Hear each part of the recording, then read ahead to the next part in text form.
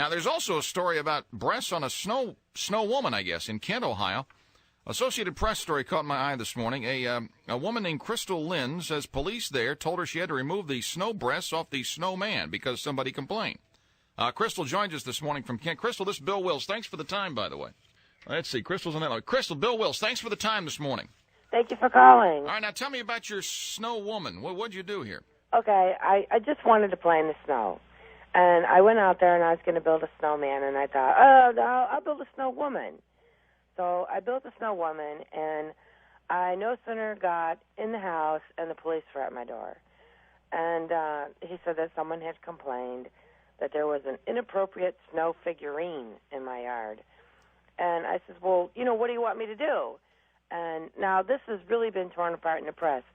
The police officer suggested that I remove the boobs, okay? And I didn't want to do that, okay? Nobody wants that. So I said, well, what else can I do? And he couldn't come up with anything. So I said, well, how about we put a shirt on her? I thought, whoever it was, maybe they would feel better if a shirt was on this busty snow woman. So I tried to put a shirt on her, but it wouldn't fit. So I had to get a tablecloth and drape it around her and fasten it in the back. And the police officer said that would satisfy him. I was just going to leave her the way she was, but I said, what if I don't do anything about the boobs? What if I don't, cut them off? What if I don't do anything? Right. And he mentioned disorderly conduct, and I believed that I was going to be arrested for disorderly conduct charge. I've never been arrested. I don't understand, how the law works. I understand now because I talked to the lieutenant. And what would happen is the person who made the anonymous call would have to come forward and file a complaint. He would have to, or she would have to bring their name forward and actually go to the prosecutor. And after it aired on Channel 8, they talked to the prosecutor, and the prosecutor just kind of laughed and said, he was not going to take this to court. So after I found that out, I took the tablecloth off of her. And she's been out in pretty much all her glory for about a week. Well, not quite a week yet. So the bare breasts are back out on these snow women.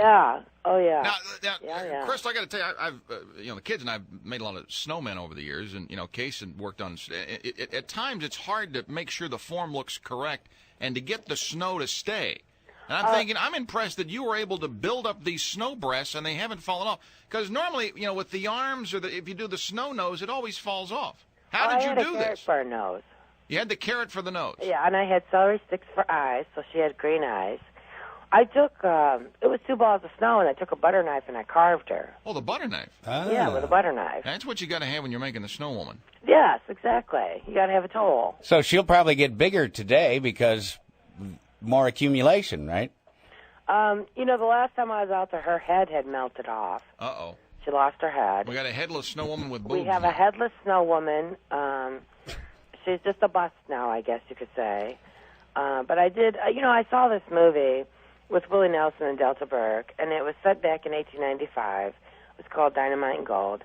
And in the movie, Delta Burke was dressed with the broad shoulders, the big chest, the skinny waist, and a long skirt. That's Delta, that's right. Yeah, and that's how I dressed the snow woman. That's how I fashioned her after. And, I don't see why anybody would want to call the police over my snow woman. I'm sure the police have much better things to do than to come out and look at my sculpture. But, it has affected me. It's to the point where, well, what if I want to play in the snow again? If I build another snow woman, is that going to be a sign of harassment? You'd be worried about the neighbors. That. Yeah, I can see. There's mental problems here. You could sue, I think. Well... You have no idea who complained. Probably a neighbor, huh? I'll be honest with you. I do have an idea. Some flat-chested neighbor that's jealous or something? Or? Well, I believe he is flat-chested. Oh, he? Yes, I believe it was a male. Oh, jeez. Oh, wow. All right, but Crystal, you got to go out at least put a head back on the snow woman, because then I think more people will complain if you. That would scare the kids to have a snow woman without a head. You know, it depends on how much art the children have seen. Since the head fell off, if you just put a carrot in a strategic spot, it could be either or, couldn't it? Well, actually, my son wanted to put nipples on it, but, I was like, I don't think we better do that. You got to draw the line somewhere, don't you? Yeah. All right. Well, Crystal, thank you so much. I want to get the story from literally the horse's mouth, and I appreciate it, okay? Okay. Because you know how we are in the media, Crystal. We don't want to blow anything out of proportion. Yeah, I am beginning to realize that you say suggested and it comes out demanded. And, right. To me, the whole thing was, why would you call the police over a snow woman? But the media really picked up on the police angle. All right. Well, on Wills and Coleman, we want to make sure we have the true story out there. Crystal, thanks so much. Okay. Okay. Thank you. Have All a right. good Take day. care. There you go. Crystal Lynn from Kent, Ohio. The in-depth team coverage. The big controversy. The most fascinating thing I learned in that conversation. What? Who knew Delta Burke had a waist?